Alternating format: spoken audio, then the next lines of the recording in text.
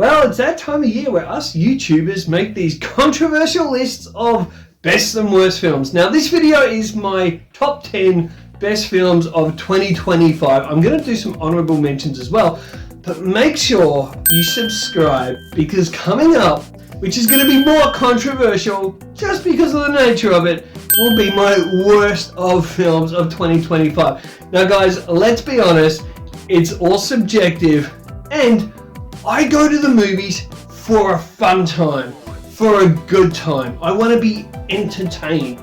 I want to be blown away. Ha! Gay! I don't want to walk out of the cinema thinking, why did I give those filmmakers 2 hours of my time? So that's what this list is like. Okay, maybe it's a little bit cheeky with the title saying best films of 2025, when I'm going to be honest, they're not all the best, they're my favorite. And as we go through each one, I'll explain why. Grab yourself a cup of coffee and let's do this.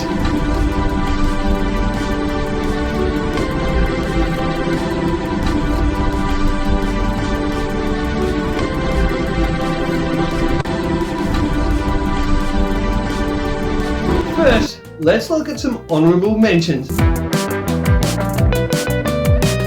And they are Anaconda. I had great fun with that. Ballerina, action-packed, had a lot of fun with it. Didn't make my top 10 list, but a lot of fun. Primitive War, I thought it was awesome for the budget, but not good enough to get on my top 10 best film list. Beast of War, an Australian film I had a lot of fun with. Shelby Oaks, now look, I know Shelby Oaks got trashed, but I enjoyed it, and I think I was just surprised that the Starkman did better than I thought he would. How to Train Your Dragon, One Battle After Another, and Warfare, all films that I enjoyed in the cinema this year. But this is about my top 10. Get yourself that cup of coffee if you haven't already. Let's go through this. At number 10 is Dangerous Animals. Jai Courtney plays a psychopath mass murderer getting his jollies and his rocks off, and hey, maybe I'm a bit of a sicko because I got my jollies and rocks off watching this film where he's dangling people to sharks and mass murdering them by feeding them to sharks. And it is hilarious, it's a thriller, it's desperate, it's tense.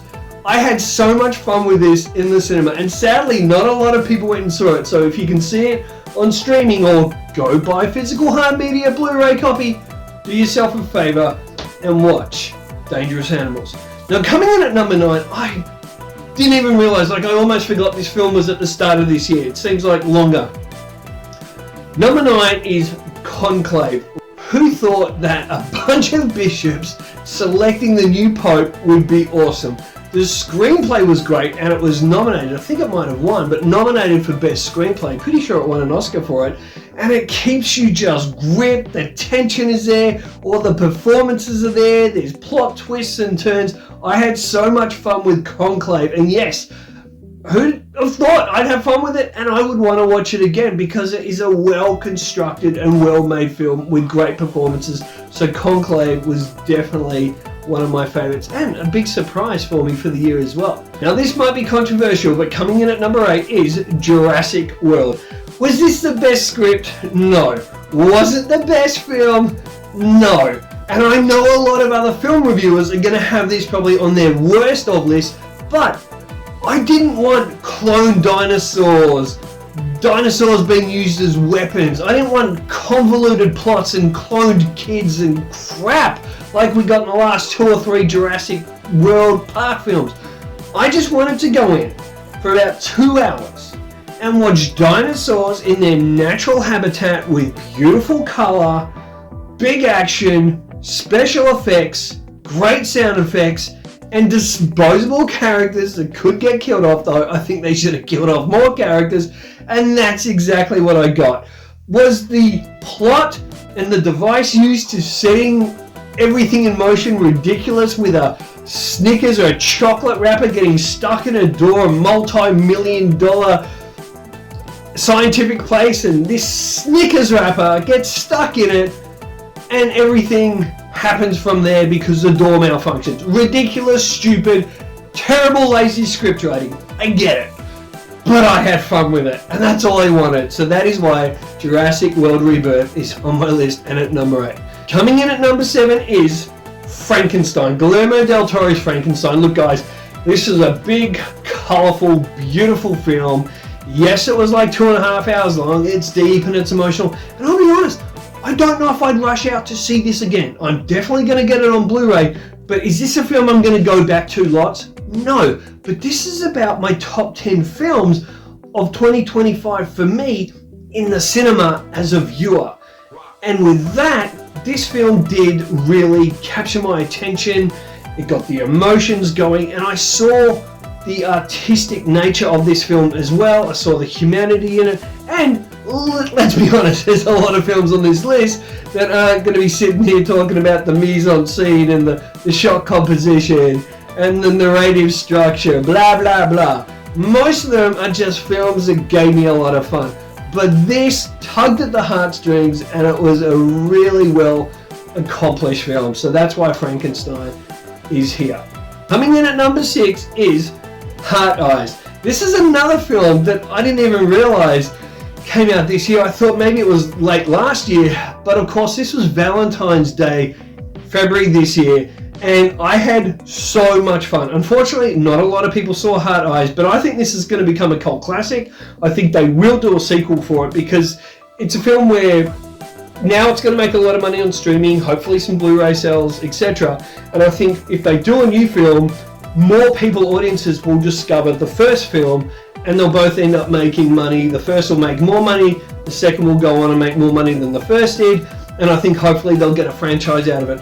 It was so funny, it was hilarious. I think it's the first time we've ever seen where a slasher is turned into a romantic comedy, but done in such a great fun way, where the kills and the death scenes still have that bite, and you still can get scared from it instead of just being goofy. So I had so much fun. I saw this with a friend in the cinema, and we didn't stop laughing throughout the entire film. So yeah, I really enjoyed Heart Eyes, and it's one definitely going in my Blu-ray collection. Coming in at number 5, and yes guys, we're halfway there, at number 5 is Weapons. I had heard a lot of hype about Weapons. We all did. It was all around the world, the trailers, the poster, so much hype about how great this was and how great Zach Cregger is, especially based on his previous film, which I actually saw in a one-off screening this year called Barbarian, and I thought it was one of the weirdest, dumbest films I've ever seen. I need to do a video just on my reaction to seeing Barbarian. But Weapons, I think he got things right here. The script was incredible, and to separate the characters, I don't want to give away too much spoilers, but to separate the viewer with different characters, so we get to see everything from this character's perspective, and then we get to see the same stuff from this character's perspective, and then this character, and then it all intertwines. So it's beautifully interwoven. The performances here are stunning. The shot composition, the movement of the camera, whether he's doing a trucking shot, side tracking shot, or then just a tracking shot following the character, or he's got the camera on a static just to let the scene breathe and to focus on the character. Everything is here. This film entertained me, and it had me in tears of laughter when we see, and again, try not to give too much spoilers, the horrific ending where these kids are chasing an old lady. I won't say why, but when we see it from the perspective of a character we don't know, just a guy who's mowing his grass, we see it from his perspective, it's hysterical, because he's just seeing all these kids chasing a lady. He doesn't really know what's going on. And then when we see it from the lady's perspective, it's sheer horror because these kids are chasing her because they're going to try and kill and eat her, basically. So it is so funny. I thought it was a great film. I think it's going to be up for a whole bunch of Oscars. I absolutely loved Weapons. Coming in at number 4 is a bit of a surprise film for me this year. I saw the trailer. I instantly knew once I saw the trailer I would like this film, and that is the film Roofman. Based on a true story about a criminal who would break into mainly McDonald's, I think even Blockbuster video stores, shame on you, mister. And he would go in, and he was a really nice robber. If he's putting someone in a freezer, he'd offer them a coat. I think he'd even give them breakfast, etc. He was actually a nice robber. Please, President Trump, pardon this man, because he got 40 years from an insane judge who gave him 40 years. Then he escaped, Then he goes and lives for 6 months inside a Toys R Us, hides inside a Toys R Us, manipulates the rosters, the staff, a whole bunch of stuff going on, gets involved in a church group.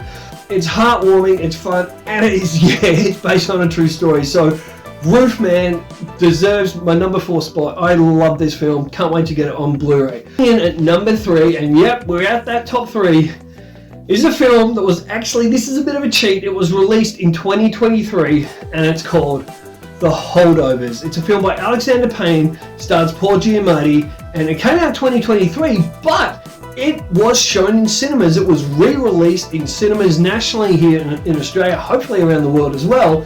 And it's a film that I don't think many people caught on to, and I didn't even really, I slept on it, went over my head back in 2023.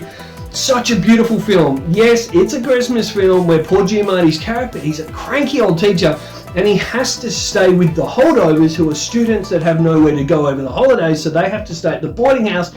And this old cranky Paul Giamatti teacher character, he builds a relationship with one of them in particular, and it's so funny, it's heartwarming, the performances are beautiful, the screenplay's beautiful.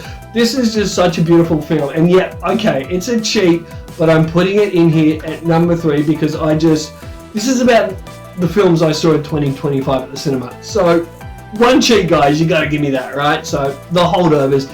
Make sure you see this, be it streaming, naughty if you have Netflix, but make sure you see this. Just go out, do yourself a favor, go and buy it on Blu-ray. If you still do physical hard media and you're an old dinosaur like me, go and buy The Holdovers on Blu-ray. Alright, coming in at number 2. Now this film could have been my number 1. It was a fight, it was a toss-up. But number 2 is F1. This film is what you go to the cinema for.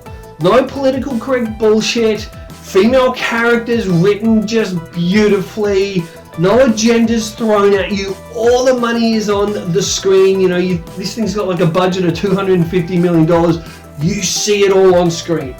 The performances were fantastic, the screenplay was fun, yes, there's some cliches, whatnot, but this thing was so entertaining and would arguably have the best car races ever put to film. And if the cinematographer here, who was the cinematographer on Top Gun Maverick and didn't even get an Oscar nomination for his cinematography in that film, if he doesn't get an Oscar nod for this film for his cinematography, well, we know the Oscars are a joke, but then they are a confirmed massive joke. The cinematography here is incredible. Do yourself a favor, guys. If you can get it on 4K, Blu-ray, whatever, go out and buy F1. You will not be disappointed.